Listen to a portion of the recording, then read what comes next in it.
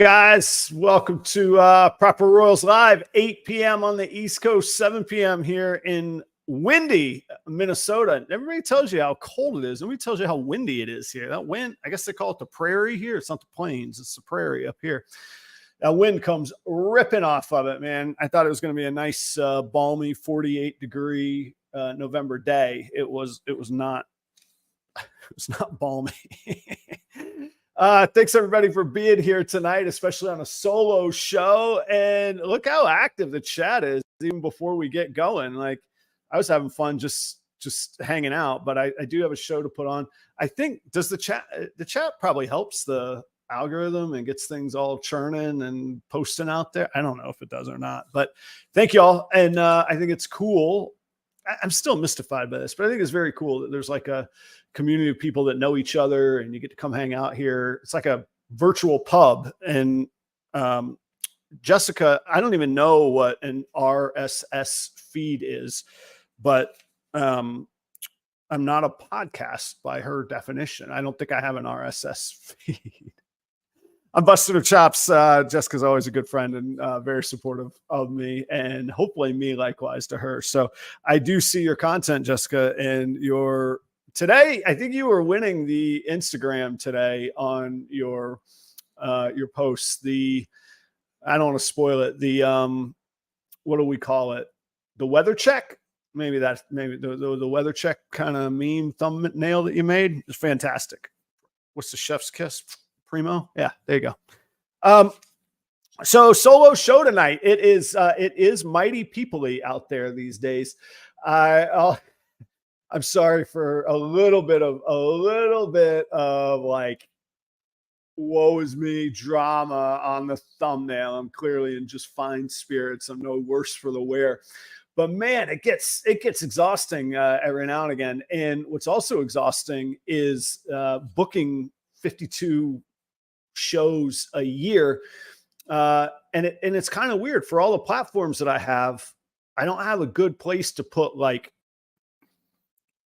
3, 4, 5, 10-minute updates out there. Like it's not really timely for a traditional YouTube content. And it's certainly not good for Instagram Reels. And of course, Facebook is just for, posting pictures or not going or whatever you want to do. So these solo shows give me a chance to do like a wide range of quick, like updates, not as quick as my usual show intro. We can dive in and talk about it, but it gives me a chance to catch up on either topics or things I got going on or questions that I have or things I want to know about, things like that. And I can show prep without the stress of wondering if I'm representing other people properly, which I put a lot of work into that. There's a high level of variable risk with a live show with a guest on the show. So gives me a chance to do all of those things. Also, taking a cue from my days in music, I much rather perform as either part of a band or I love being a duo. Duo is my favorite. That covers the finances the best and is still a fun show to do. But at the end of the day, I always knew if I could put on a solo show, I could always get a gig. If you have to rely on a band or you have to rely on a duo, it can get dicey sometimes because people are going to people. And so doing a solo show always guaranteed that I could get a gig if I had to. So I like to make sure that I can try and keep up my chops on a solo show. You never know when someone's going to cancel or something's going to come up, and I have opinions, and hopefully I make this a good place for us all to discuss them and to listen to opinions. So I'm glad to have you. There's 40 of you all here tonight showing up for a solo show. I very, very much appreciate it. If you do me a favor and you're enjoying it, or you think you're going to enjoy it, or you might preemptively enjoy it, or later when you enjoy it, give a thumbs up. It does help. It does spread the word, all that good stuff.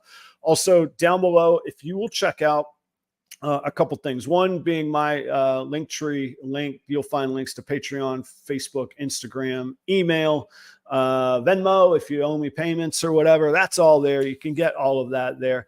Also, one thing I don't like about the solo shows is that normally you would have a banner of the fine people that sponsor me, and I have to figure out a hack for that. I can make a little logo that will go in the corner, but to put everybody's logo overlapping, I don't think StreamYard offers that yet. So I got to figure out how to hack that this week. But I am going to fix that. And so to all my sponsors, whatever our deal is, you're getting another week for free. I'm going to extend that for sure. Secondly, all the sponsors' links are down below in the description. And that's REDLINE. That is Portuguese pythons, Kreative Genetics, B and S Reptilia. All of those fine folks keep this show going, and I'm super thankful for all of their help. So check them out. We'll tell you more about them later, but I want to get a couple pops in there for them, depending on who's coming and going and when. So take care of those folks on the sponsors. They do a nice job for me and make life easier for me. Let's jump in. This, you saw the thumbnail, you clicked on it, you're watching here. Thank you very much.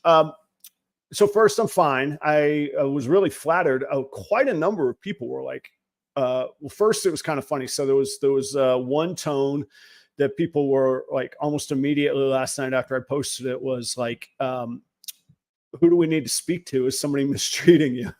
No, we're not going head hunting. We're not going to do that. Second was just a really cool support thrown in. And I truly, in retrospect, I see what it looks like on the thumbnail, but it really wasn't like I'm down. It was something I needed a topic. I had to get going, and that was really fresh in my mind. And it did hit me a little different. Let me tell you, you don't have 3 years running on social media. I know I'm over 500 videos now with thin skin. I'm totally fine. And I'm totally used to, getting tough feedback and get told I'm an idiot pretty regularly. So it's not exactly that. I'm going to dive into that. It's not exactly that. The other thing is whether I'm good at social media, or whether I've been around long, or whether I'm still seen as a new guy, or whatever I'm seen as. But let me tell you, 27 years in food and beverage, with 21 and change of those years being the face of the operations I was in, I can handle some feedback. Okay. So I really wanted to use that as a platform for the show for discussion, rather than, hey, everybody, come get my back. We're fine. I'm cool. We're going to be just fine. The life is going to go on. I promise you that. So let me give you some context, and then we'll pick this thing apart, because I do want to deliver. I don't want to lie either. So, I owe you a little bit of juicy details, right? Yeah, okay. Throughout the show, if there's something that you all want to discuss, throw it up in the chats. I have an idea of an agenda, but I don't have a whole lot of an agenda tonight. So if there's something juicy you want to get to, we will, I'll get to that, and I'm pretty open. So let me know. I might miss it. It's hard to engage the camera and look at the comments. So if I look at the comments, I look like I'm not like here. If I'm engaging the camera and the audience, which I think is good to do, then I miss the comments. And then if I raise it up, well, then the laptop is in the way. So that's what happens. I'm driving home from Green Bay from a show on Sunday, which I'll dive in on the show details on Thursday morning with Proper Cup of Joe. So tune in for that. We'll get into the show details from Green Bay, Wisconsin. I'm driving home from Green Bay, and I get an email from somebody I kind of consider as a friend in the industry. And I'm not going to share some details because I'm not going to out this person. We're not going head hunting. We're not going to make somebody famous. We're not, it's awful. I don't mean to be insensitive, but we're not going to go like flushing logos or stomping on stickers. Pete's sake. We're not going to do that. So I get an email from somebody, and basically they're displeased that I had Chris Eaton on the show last week. Okay. That's fine feedback. No problem. This email then starts to go to insulting a whole lot of people. It goes to insulting me, and then ends with, see ya. you'll never see or hear from me again. I'll dive in on a little bit more of the details. But I got thinking, because part of this show and part of hopefully this space that we've all created together is that there's space for us to all be ourselves. I've met enough of you all to know that there's a wildly different crew of people with wildly different outlooks, political leanings, religious callings or not callings, morphs that we like or don't like. And we've done a really good job of hanging out and having a good time together on the things that we do like and the things we do get along. And I've seen that trickle over into real life where I get to hang out with people at shows or delivering snakes or whatever it might be. So that's always been something that's very important to me. And so to hear that, and sorry, another piece of context, this person I've known and associated with for over 2 years. I went back and looked at some emails. Fully transparent. They've never bought a thing from me. So it wasn't transactional. It wasn't that my patience for them hinged on purchases. That's not the case. They would email me when they were going through a rough patch and just wanted to vent or whatever. They talked to me about, when they wanted to redesign their logo, whatever expertise they thought I had to offer, they wanted my input on. And there's one other transaction, which I'm not going to say because there are people in the audience that would know who I'm talking about if I said that transaction. But basically I helped them out when they overbred and couldn't get rid of animals because they hadn't built their brand. And so fine, I paid for the animals, took them off their hands. So it was this is somebody that I knew and it knew me. So it really kind of caught me off guard when it was, purposefully insulting to friends and guests. And they would know if the show's not for you one night, I get it. No problem. I said at the beginning of the show, Chris ain't the usual guest. It's not the usual show. It's not the usual topic. But here's what I didn't say on that show that nobody else knows that I'm going to share. Chris went out, and I'm not going to read it because this is a personal message, but Chris went out of his way to message me the day before the show. And he said, Adam, you tell me any limits, you tell me any PG-13 that I need to keep it. I appreciate you having me on your show. Nothing but respect. And I would have nothing but respect for you while I'm on your show. Chris said that. How cool, right? You could believe it, not believe it. You could think it's genuine, not genuine. I took it as genuine. I took it at face value. I emailed Chris back and I said, you know what? I'd be a hypocrite if I welcomed you into my house and then expected you to behave any different than who you are. I said, you know what? It's a respect that goes both ways. And I think that would be pretty rude to make this magnanimous welcome and then be like, yeah, you're going to do this. That's not cool. And I said, you know what?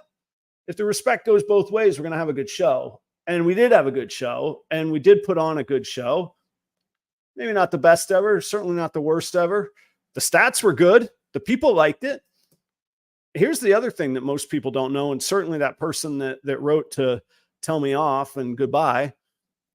One of the points that he put in this was an email that he sent to me. One of the points that he put in the email to me was something to the effect that my show used to be positive and for doing good. And now it clearly isn't. There's something. This email came in 5 days after the show. I don't know how many of you all caught at the very end of the show and the reel that I put up on Instagram. The viewers that Chris brought and the normal community that's here, both maybe overlap, maybe some new people, who knows? There was like somewhere between 185 and 205. I lost track, and there was a late $20 tip, super chat, which Jennifer, I did see yours a moment ago. Thank you. So it was either 185 or 205. All of that money was donated by the next morning. I gave it away to causes within our community.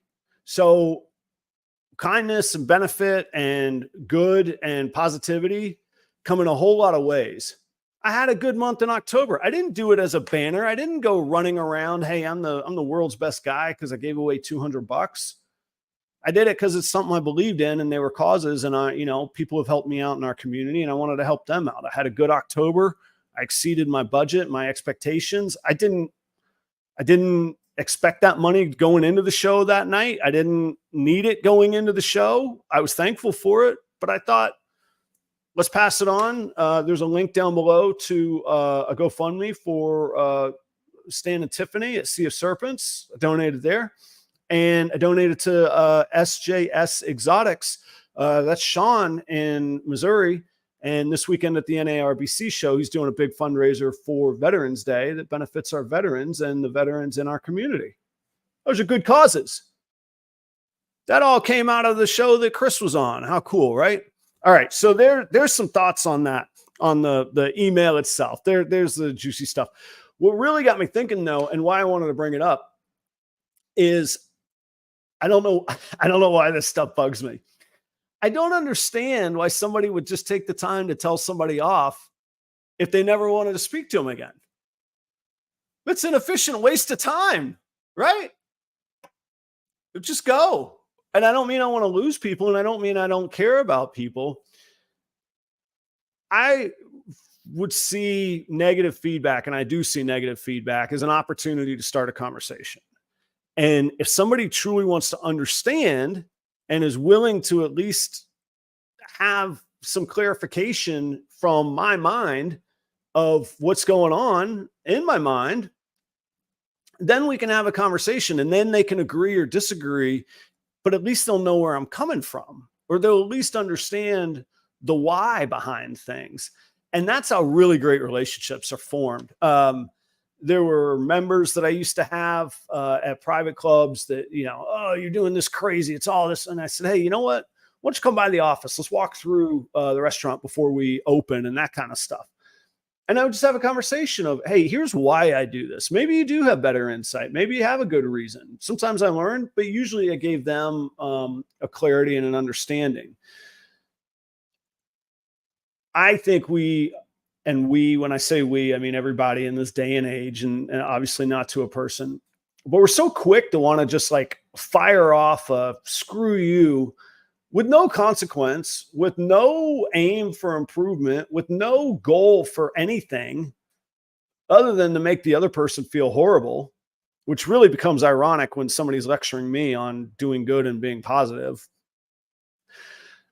So all of those things got in my mind, and that kind of drove me nuts. And it's a 5-hour drive home from Green Bay, and the email came through.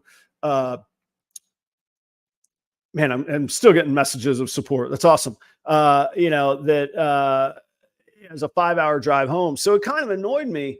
But what really frustrated me was that it was somebody I'd interacted with for over 2 years that wanted nothing but to just send me off, which, in fairness, does make you wonder what their intentions were in the first place. So that was the central part of it there. A couple people messaged me on the comment section that actually kind of overlapped what I would have had on my itinerary tonight. And I said, you know what, I'll just let them do the show prep. Mario in Jacksonville says, and he's at Golden Rule Reptiles, he says, alternative methods of recognition are always welcome. I love that. Have any kind of input that you want. I'll listen to you, but I'd love it to have a purpose. That sucks. You're an idiot. Okay, well, great. I'll see you. Have a good day. It doesn't really bother me because it's coming from somebody that doesn't care. It did bother me when I thought it came from somebody who cared. So I would say that the always welcome, if it's purposeful and your goal is to understand or to, this person operated under the, auspices that they were communicating to help me, but it clearly was far different than a help me tone. Odds God, you might be onto something. Dare I say the person is jealous and need an excuse to hate you? I don't know. It felt like there was more to it. Yeah, I agree. It was out of the blue. I don't know. Maybe. Yeah, coach, you're right, man. You walk the walk. You do the best that you can. We're all imperfect. That's for sure. So I agree with you on that. CNC Python Factory said, does this person matter at all to you? If not, they can hate all they want. You're right. That's exactly right. And that's, 99.9% of the time, that's what I do. And usually I'll give people the benefit of the doubt. Even if it comes across as really horrible, I will generally respond to positive and negative comments. I certainly read them all. And then if their intentions are clearly not benevolent, then I'll go on. But yeah, so I would say this person, did they matter to me at all? Yeah, they mattered to me a little bit. I was rooting for them. I wanted them to do well. I wanted, I thought that they were an early supporter of the community. And so, yeah, they did matter a little bit. And that's where that little tweak where it just really didn't make sense, So anyhow, that is, that's that topic there. I made a special note to myself because complaining and just whining and getting stuff off your chest, it's good to get stuff off your chest, but after a while, complaining really does no good. So I didn't want to be complaining.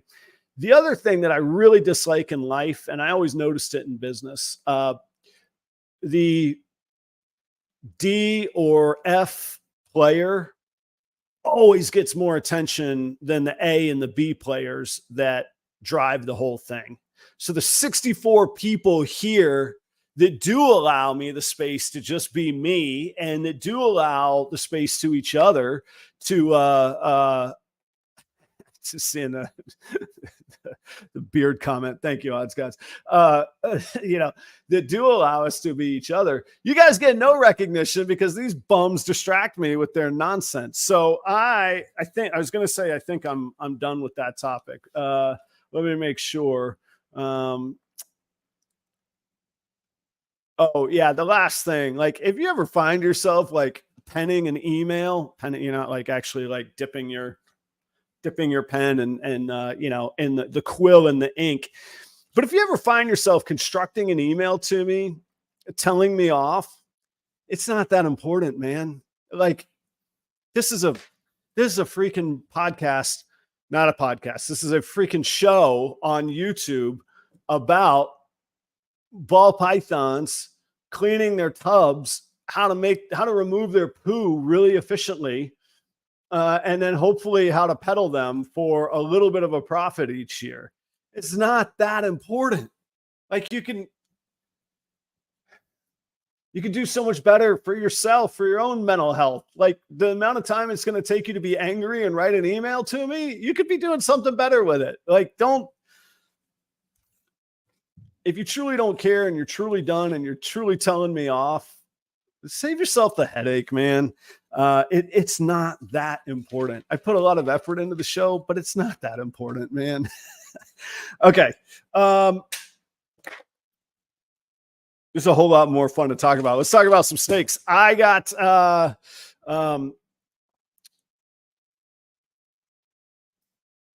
yeah, sorry. I'm looking at some of the, comments here. Kreative Corolofus, Rick, shoot me a message when you get a chance of the next Minnesota Herp Society, meeting for me, please. I will go there. I skipped the annual meeting because I didn't think I needed to vote and stuff.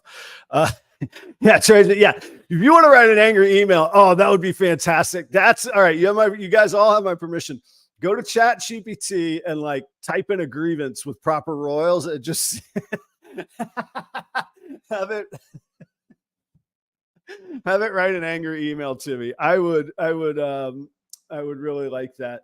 Yeah, Shannon says my eyebrows are nice tonight. Shannon, what you don't know, I suspect that you're being facetious there, but maybe you're not.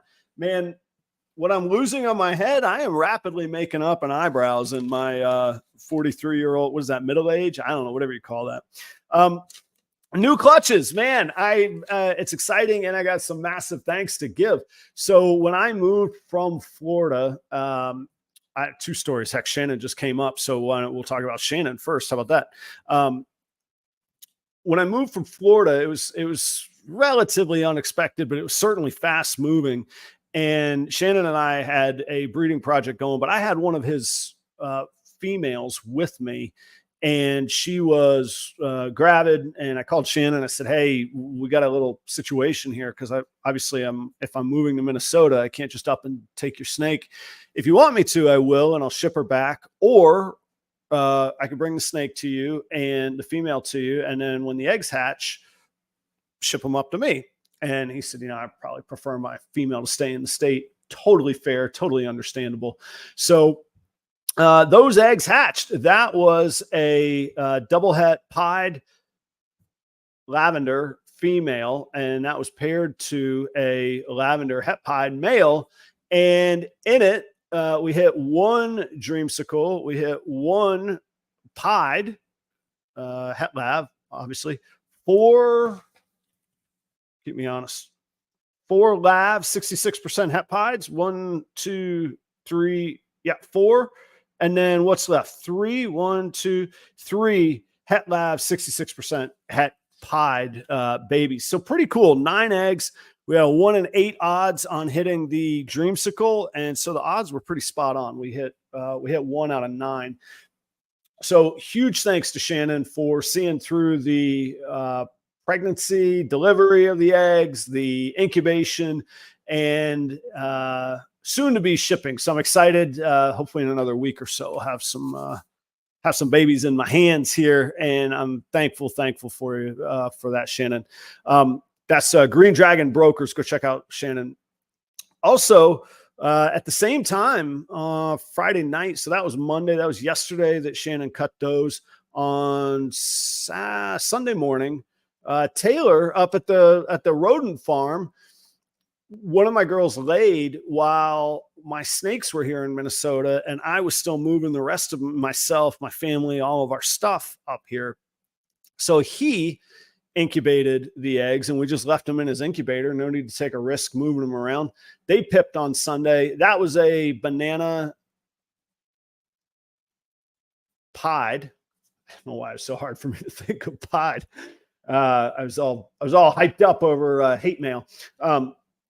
That was a banana pied to a het pied girl, and so we got we got 1 banana pied, 3 visual pieds, which should be females, because that was a male maker on the banana pied, and then 2 het pieds, I believe, out of it. So low on the banana odds. Now that I think about it, only 1 out of 6 on the banana.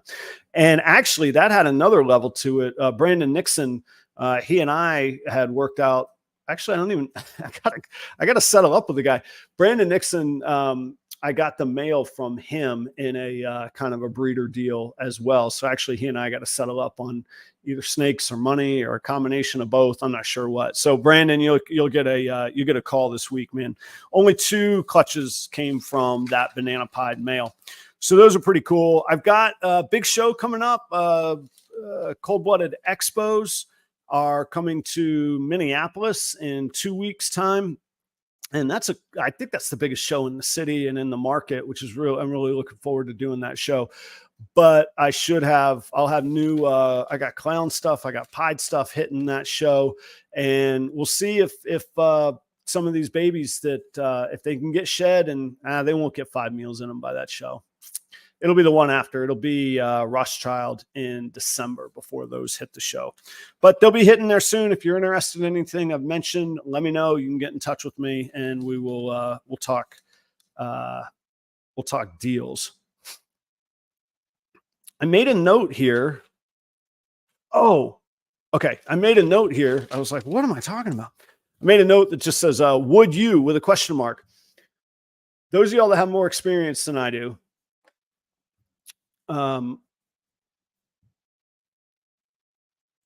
let's see. Sarah said, I was wondering how y'all decided who got the dreamsicle. So I got I got lucky is what I got. I don't remember how it all transpired, but Shannon offered that female to me. I think he basically said, look, I'm not doing anything with it. So anything I get from the clutch will be a bonus. And Shannon's got really nice stuff. So I think he also was like, well, if you get, I would only be interested in a dreamsicle, but he basically said, hey, look, you can have this girl if you want. And I think there was a, help me out along the way or give me some, geez, all right. Give me some guidance along the way. TJW, we're going to talk in just a second. And, so I basically said, hey, yeah, if you're offering up a female, like I'll do whatever you want. And he had always maintained, he said, if we get 2 dreamsicles, I'll take second pick, but otherwise you can just use her. Okay. Good people in the world. Sometimes I don't look for reasons to talk them out of things. That was his generous offer. Speaking of generosity, thank you very, very much. I'm going to mess up your last name, William. Philippek. I'm going to go with Philippek is what I'm going to go with. You're doing great, man. Thank you. You are doing great. If you get to throw out $50, thank you so much, man. This will probably go to feeding either some rats so I could feed my pythons or buying rats to feed to the pythons. So thank you very, very much for the support. That is, as massive. $50 is a lot of money. Thank you. So let me see if I missed some questions that you have along the way. You can put them in again, and I will help you out. So back to my would you question and comment that I wrote to myself. Would you, those of y'all that have more experience than I do, I think I know the answer, but I like to learn. Would you ship neonates right away? And I'll pose the question first, and then I'll mention. Oh yeah, we'll talk about that. Thank you, Jen. Well, I think up to $10. Thank you so much. That's cool. Was it? Yeah, you gave it $5, I think, earlier. Thank you. Everybody, check out High Vis Pythons and TJW Exotics. Everybody, thank you. Can you guys click on there? What happens if you click on their, I don't know if you guys can click on their stickers or not. If you can, go check them out. All right. So would you, I'm getting distracted by money being thrown at me. Would you ship them the babies right away, or would you wait till they have 5+ meals in them to ship them? And bear in mind, we're talking the context of right now, Florida to Minnesota.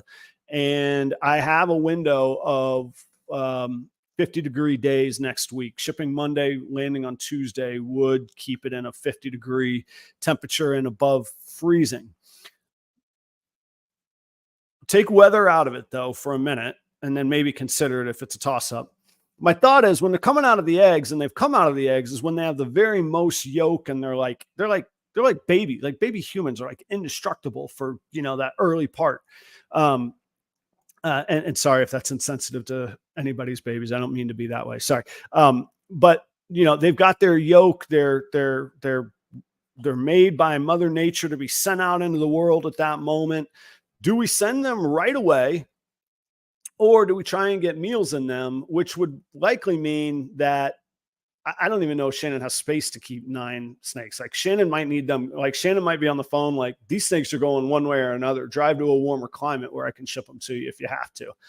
I just made that up off the top of my head. I hope I don't have to do that. But what do you guys think? Is there any imminent danger in properly packing with a heat pack neonates, getting them out, getting them overnighted, of course, to the hub, and I go get them the next morning and get them back in an incubator? What are your thoughts on that? Let me see here.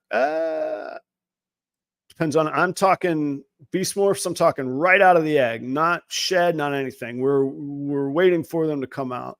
Let me see. They do it all the time with CH. I don't know what CH is. Yeah, I would be the person, beast morphs. I would be the person receiving them. So I'm comfortable getting them eating. Oh, captive hatched. from Africa. Well, shoot, if they can make it from Africa, should be fine.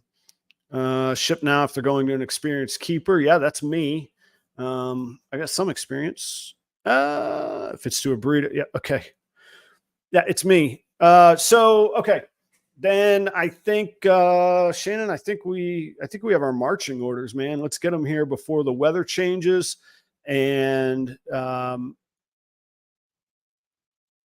also go if those of y'all in Florida, I know there's a lot of you. If you're going to the Repticon this weekend, 11/11 and 11/12, I believe, in Tampa, Florida, look for Shannon Peck. He'll be vending there in the little guide flyer. It might say Proper Royals, but he'll be vending there. I still have a table there, and I'll bring it up. Shannon, I'll follow up with you on it. But anyway, there are shipping companies with shipping supplies there, and Shannon will get everything. I get everything lined up that you need to get these things out on Monday. So we'll make it. We'll get those animals up here, which will be awesome.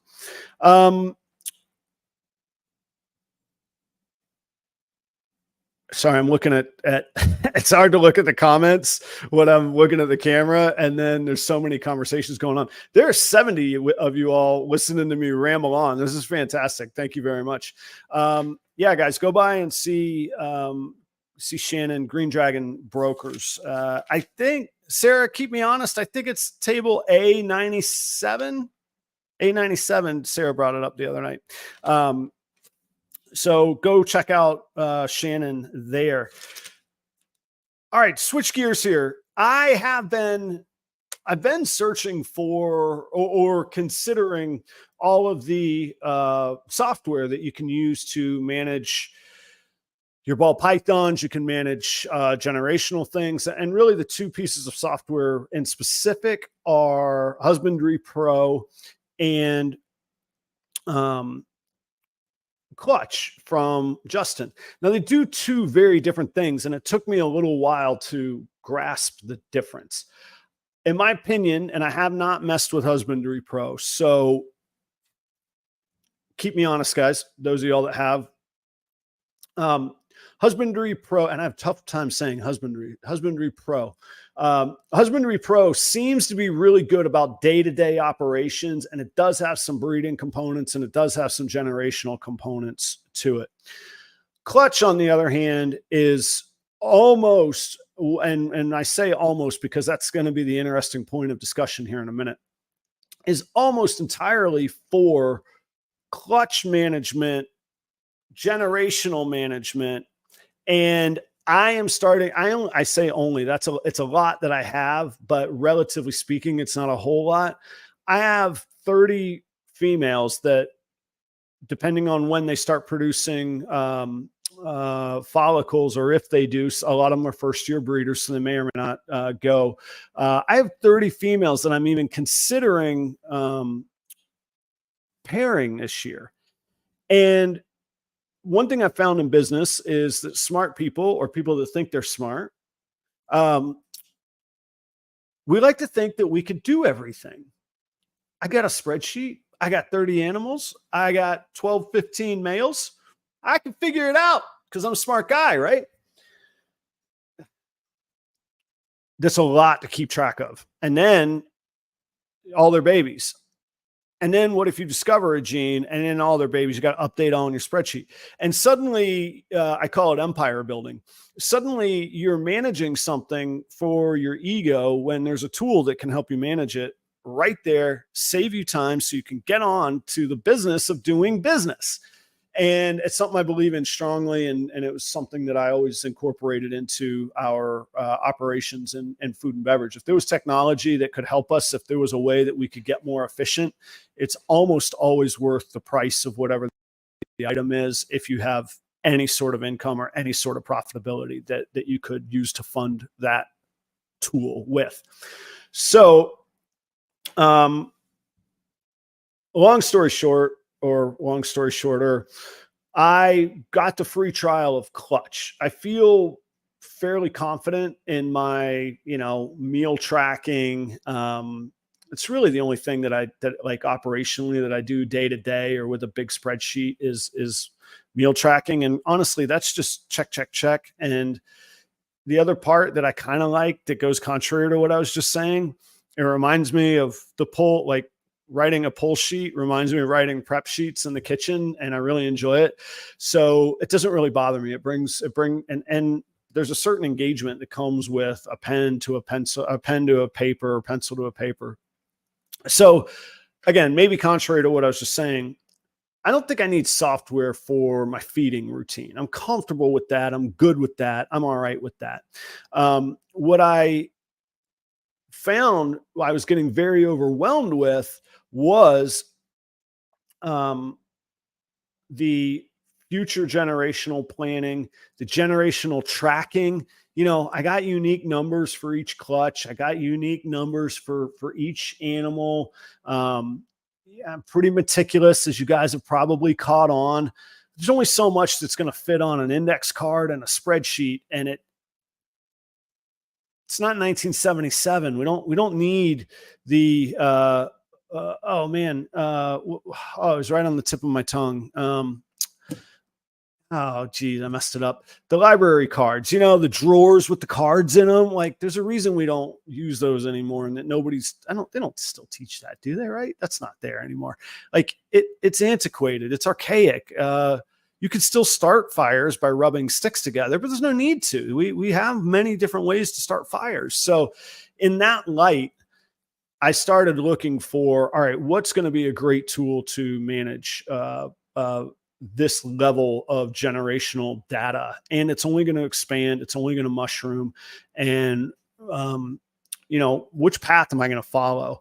So at Tinley, and check out the channel Hissy Fit Reptiles on YouTube. The gentleman's name escapes me and I forget because I just saw him this weekend. I feel like a jerk. Hissy Fit Reptiles.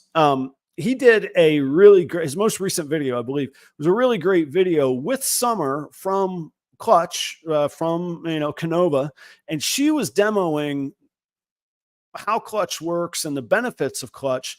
But then, and I got to thank Kai for sending this my way. The Dewey Decimal System. And what were the cards? What were the cards called? The card catalog. There it is. Yeah. Right. Yeah.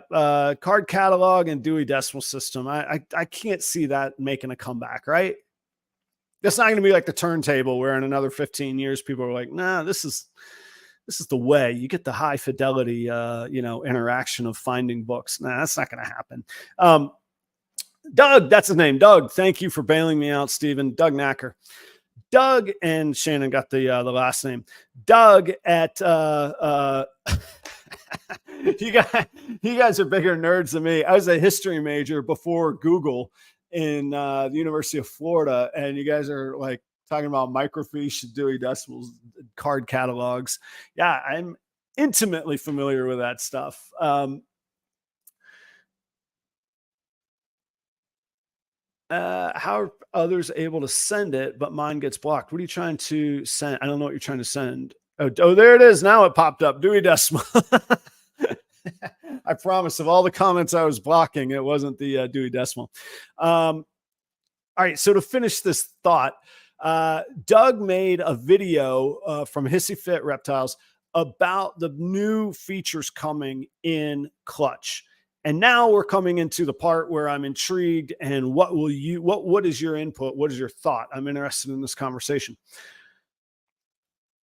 Coming soon, and I happen to know the supposed soon date. They let me know. I inquired. Coming soon is a breeding module where instead of just tracking clutches that you have created or that are, you know, gravid and have been created, the breeding is the pre-planning, of course. That's the lead up to, that's the planning to creating clutches. So it's a pairings management tool. And it's the time of year where I need it. Like it's time.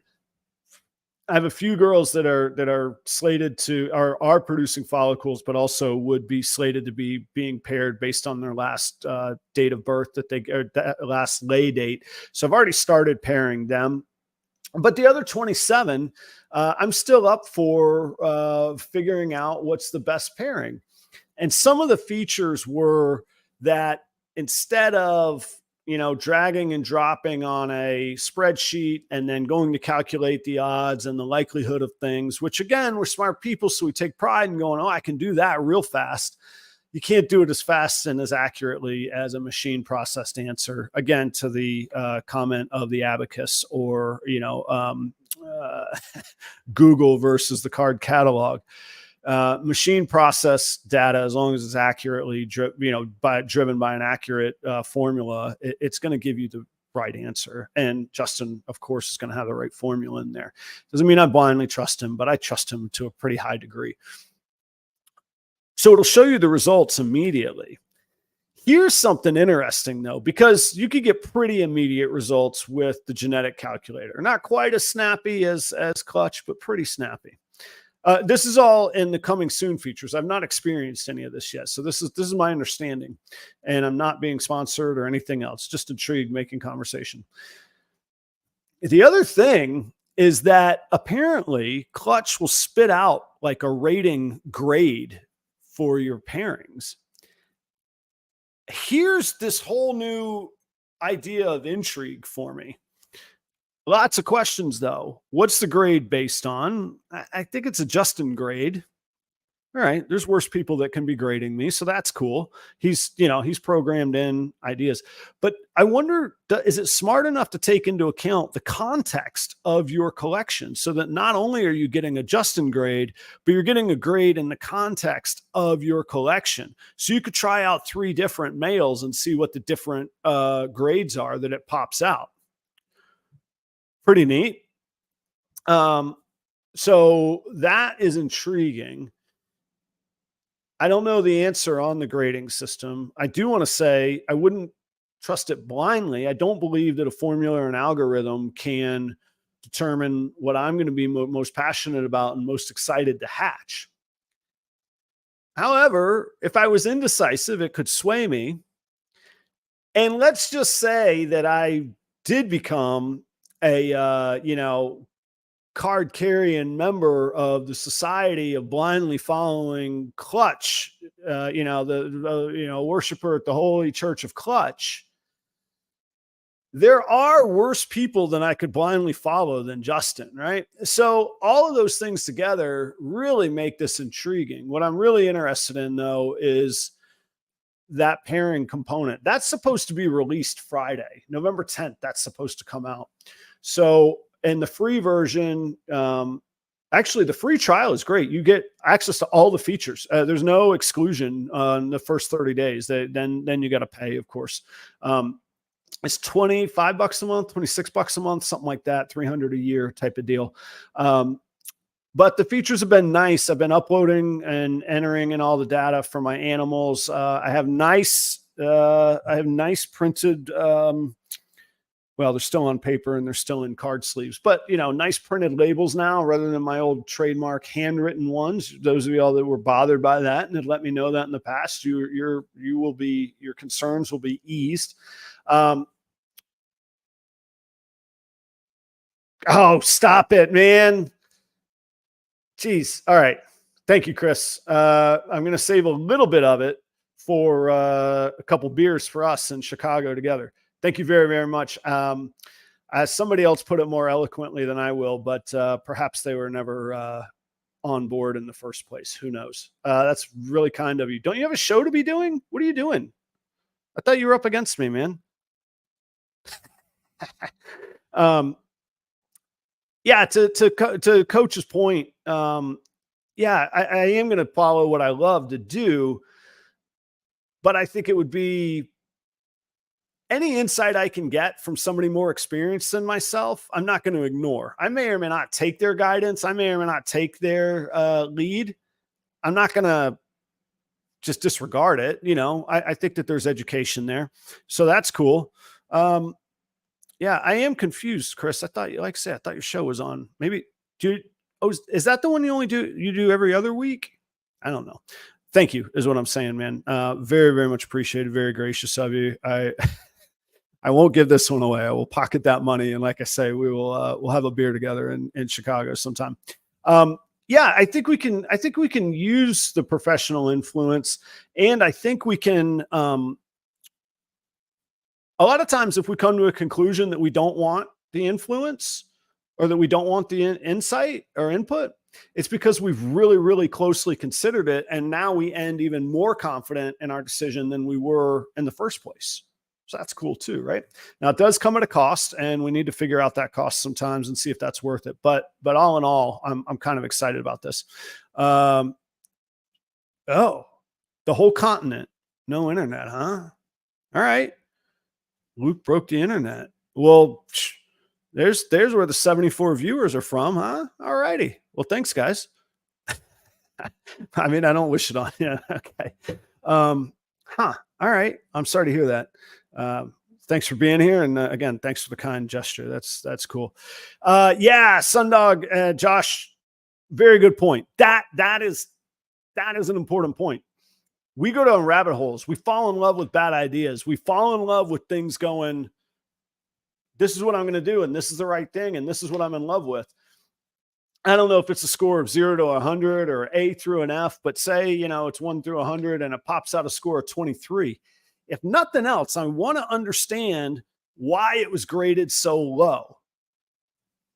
Is it nefarious that, Justin wants to control the market and his grading score is going to do that?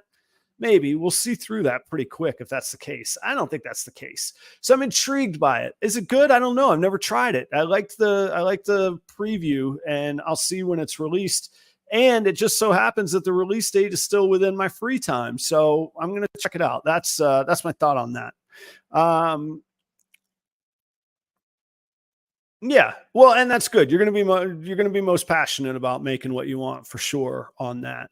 So those are my thoughts. I thought it was intriguing. I thought it was another disruptor to the industry, to the way that we've always done stuff. I like disruptors. I like and when they're done right, I don't mean like the annoying kid being mean to me or something like that. I don't mean disruptor that way. I mean it as in like an industry innovator that disrupts the way we've always done stuff. I think that's good.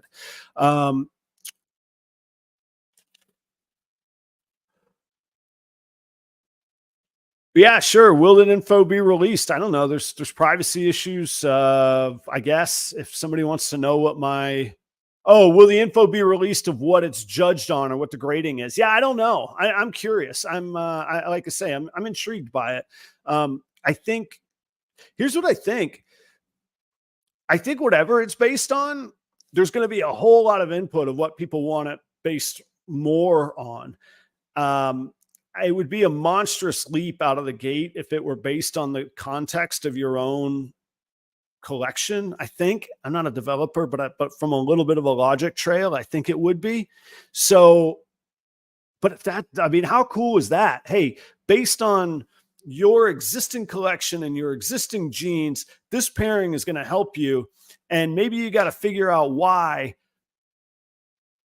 But it seems cool. It seems cool. It seems like the difference between a AAA map and Google Maps. You know what I mean? So cool stuff.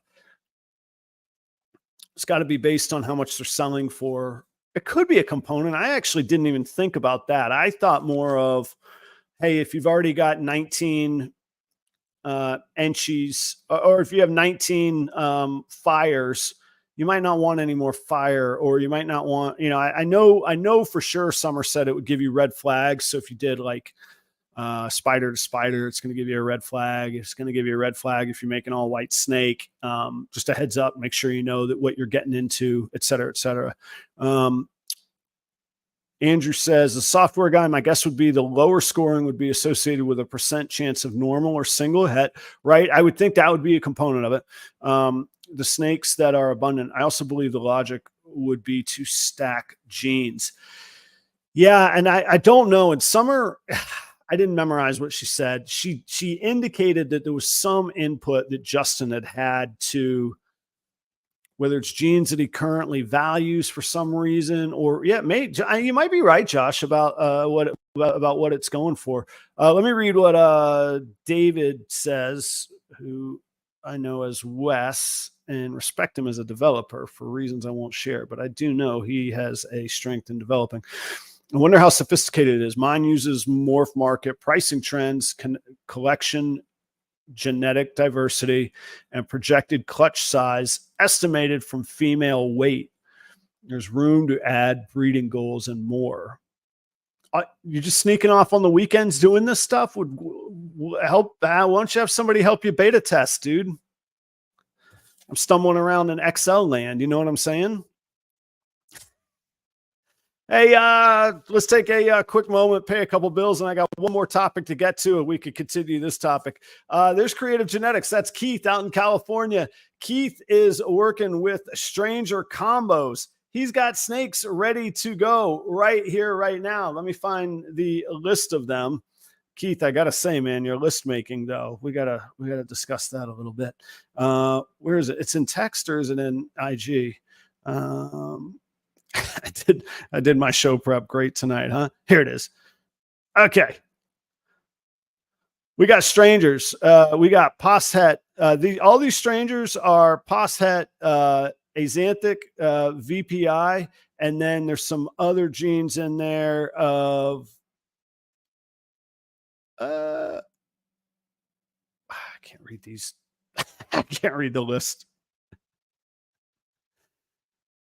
Stranger Combos. I know that Keith is working with VPI, Clown, and Hypo, I believe, but maybe Pied is in there as well. Check him out.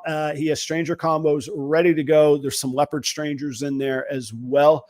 Get them while they are available. A lot of people are doing a lot of cool stuff with strangers. That's Keith at Kreative Genetics. Go check out Portuguese pythons as well. I know they just hatched a clutch of Ultramel pieds. I know they'll be making some of those available, and that they have others that they're working in that project as well. That is Danny and Renee out in Chino, California, east of LA and the Inland Empire, and they are great people. They've been very, very good to me. I do own snakes from them, and we did business with them on the show long before they jumped on as a sponsorship. So I was really happy to align with them. They're great folks, and I'm really proud to help them represent their brand. My apologies. These would usually be right up top here, and because I'm flying solo tonight, they are not. Chris at B and S Reptilia, an awesome resource in the whole world of reptiles. Notice his brand is Reptilia. Chris collects a variety of different species, many, like a new species each year, if not a species every show that he goes to, that he works to start breeding. So yes, there's ball pythons. Yes, there's boas, blood pythons, all sorts of corn snakes, various colubrids. And I'm happy that one of the few, I know a few Latin words, not many. One of the few is Pituophis. I think that's the world of northern pine snakes and bull snakes, but I could be making that up. I might be falsely associating those things, but I think so. I know he has northern pines. I know he has bull snakes, and I know that he has Pituophis. If you're into any of that stuff, go check out Chris at B and S Reptilia. Last but not least is Redline Shipping. If you're not using Redline, you should be, is what I'm saying. I've been pitching Redline for nearly a year now. So if you guys aren't hip to it, I don't know how else to help you. Use the promo code PROPER5. They're going to give you $5 off your next shipping label. And I can tell you, personally swear, before I ever was in business with them, I was shipping with them when they came on board. I said I like disruptors and innovators. Their customer interface is the best in the industry, and their prices, even without that discount, I think are the best. And their customer service is fantastic as well. I know from firsthand experience. So go check out those sponsors. Thank you all very, very much for the support. It truly makes things much easier for me. And there's some cash tonight. TJW Exotics, go check them out. Let me see here if I can pop them back up on the deal. Maybe I can't. I don't know how to see here. Nope. Okay. Well, William Philippek at TJW Exotics supporting the show. Chris at Snakes and the Fat Man, thank you so much. And Jennifer at High Viz Pythons. There it is right there. Okay. High-vis pythons. Thank you. TJW. Thank you. High-vis came back for more. Thank you. And Chris, the man himself, Snakes and the Fat Man. Thank you very, very much, everybody. I appreciate that. All right.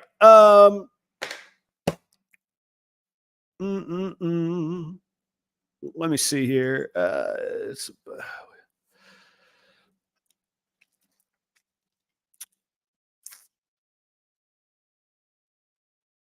Yeah. I'm looking at the comments about the skewed pricing. I don't know how we do better is the problem. And the reality is that values are assigned based on that data. You tend to get beat up if you don't use that data. So it's pretty challenging because pricing is so subjective. I mean, we know what we put into it, but I've got a super pastel hypo pied, good snake, good stud, not that high demand, but mathematically and genetically just as complicated as a monsoon sunset clown. It's just as genetically difficult to make as a triple visual. So clearly a wide range of valuation there. And yeah, sure, a lot has to do with supply, scarcity, demand. But it's so, what's the word I'm looking for? I can't think of the word I'm looking for right now. It's so vague and subjective what the pricing is on things. So Morph Market at least gives us a rudder and a bit of a space to follow. It looked like, did I see on the new format you can't delete listings anymore? You can make them inactive, you can make them not for sale, but I think you can't delete them anymore. And I think it might be because they're trying to get more accurate data on there. I could be wrong, but that's what it looked like when they updated the format of how you manage listings. That's what it looked like to me. Nebulous was the word I was looking for. Nebulous. All I could think of in my mind was a cloud of moisture, of humidity and fog. Nebulous is what I was looking for. Okay. Last topic that I have, unless you guys come up with something compelling that we need to discuss, which I'm always for. Update on proper rodents. As some of you all know, maybe don't know, I invested in with Taylor from Chakra Scales. I invested in his existing rodent operation. And then we together have made some further investments on equipment, branding, some advertising, and it was all good. It is all good. It is all good. Not was. It was all good, and it still is all good.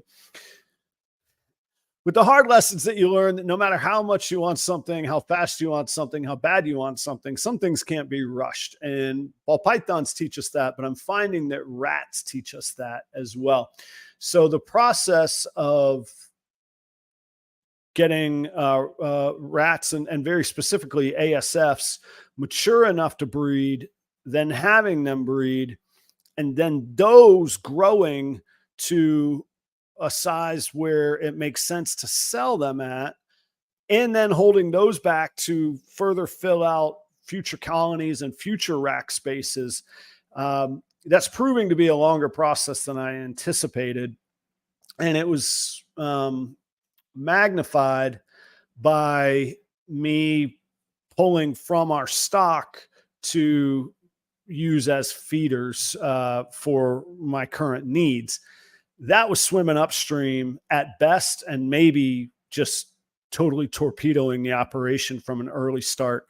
So we've put a pause on any branding, selling, marketing. We'll still have some reels and stuff going on the Proper Rodents page on Instagram, but we've put a pause on that stuff through the end of the year. January 1st, we should have stock available, and we should have enough production and sizable production where I can get back to pulling to feeding my own collection. And the time between now and then, I'll still be sourcing rodents And I got to say a huge thanks to Joe at JSA Reptiles. He's come through for a really great live feeder option for me. So I'm thankful on that. That's the update on Proper Rodents. It's not going anywhere.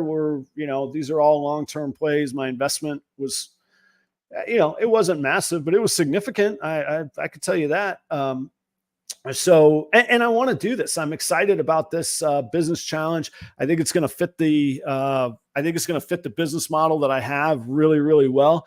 And I think it's going to provide some investment dollar opportunities I'm pointing to the snake racks behind me to continue to improve proper royals. So I'm excited about it. All is cool with Taylor and I. And it's been a really great partnership and relationship with him, from him helping me get moved here, looking after my snakes, hatching some clutches of mine. If we need an extra 6 weeks to 2 months to get that foundation grown up, that's fine. Our partnership will absolutely survive that. No problem whatsoever. Okay. So let's go back to some comments here. Sociopath. If a sociopath was running clutch, he could use everyone's breeding plan data to know which segments of the market would be open and then force bad projection grades to limit competition. Just saying. Yeah, I've brought that up before. I've debated that with, I can't remember if I debated it directly with Jessica or just that she made comments. And I believe, if I recall, her comment, which was gold, as most of her comments are, I believe her comment was, Justin doesn't care about your bumblebee hatchling, or something to that effect. Of course, I don't think that he cares about the bumblebee. And I don't think that Justin is nefarious. There's some brand trust that goes, what's the word? Yeah, brand equity, trust equity that goes with the brand. I don't know that Justin has been working all his life for this one nefarious moment. Although if he has been, it would be a pretty good nefarious moment to take. But no, I don't believe that's the case. My father is calling. I'll call him back later. So I don't believe that's the case. I believe Summer mentioned some privacy issues and privacy considerations that they had made, but I can't remember that. So yeah, there's a measure of trust there. I think that information could also be used as sales data. Hey, we see that you have this, and we just produced this, and here's targeted ads. Like all ads are targeted now. I mean, Amazon knows what to put in front of us. Google sure knows what to put in front of us. So it would feel nefarious if that was the route that was taken, but it wouldn't be that much different than what's everyday life. I think we would be more disappointed because we feel like we know Justin on a little bit more of a personal level, or we kind of generally, I've never heard anybody say that he's an awful figurehead or leader of the industry. So I've been, I'm okay with him at the helm. Yeah, he doesn't. I get it. Yeah, that was the long con, 20 years of before it existed. Yeah, you're right. I mean, there is a concerning level of, it's not exactly right, but does absolute power corrupt? Absolutely. I get it. I've gotten over that concern, I guess is the best way I can put it. I've learned to live with it. I'm okay with it. And I'm well in on it.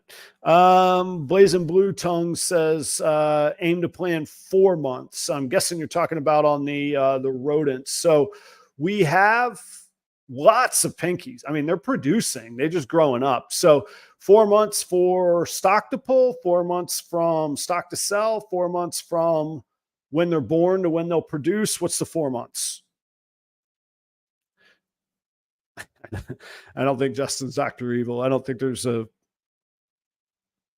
4% chance of that. I did the math just a second here. No, that wasn't Justin. That was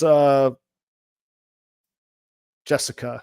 I don't think she was hating. She was just saying Justin wouldn't care about bumblebees if we had them. 4 months to sell. Okay. All right. Well, the fact of the matter is I'm not going to be able to, I'm not going to be able to sell them until I can sell them. So whatever time that takes is, is what it's going to be. So maybe it is 4 months. The good news is it's not like, it was money I had set aside for investment. It's not a loan. I'm not paying interest on it. As long as there is a future, it doesn't really matter when that future is. I'd like it sooner than later, but it's not going to set my operation upside down if it's 2 months or 4 months. It would bug me if it were 6 months, but even that would only be till April. That would still give us, 8 months of the year. So, well, we'll see. I could be even further off. Let's see. Next week, guys, we got Tyler's Toxic Balls will be on the show. I got some really good guests lined up between now and the end of the year, and somewhere in there, I'm going to do that pairing special. And I'm hoping that Clutch gets the breeding module released on time on Friday. I want to be able to play with that over the weekend while I don't have a show. That's what I'm planning this whole weekend, just football and pairings. That's all I'm going to do this weekend.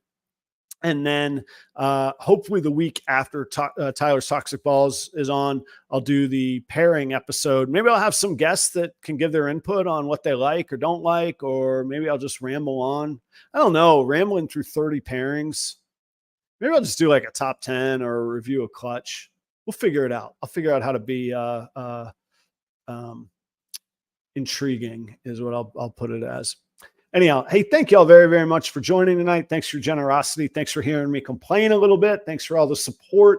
Go support the sponsors, even though you don't see their logos. You guys get an extra week of logos up top. I got to say, it's a bit of a joy for me. I look forward to this on Tuesday nights, even on the Tuesdays when I'm like, man, the show always comes. Oh, there's so much work.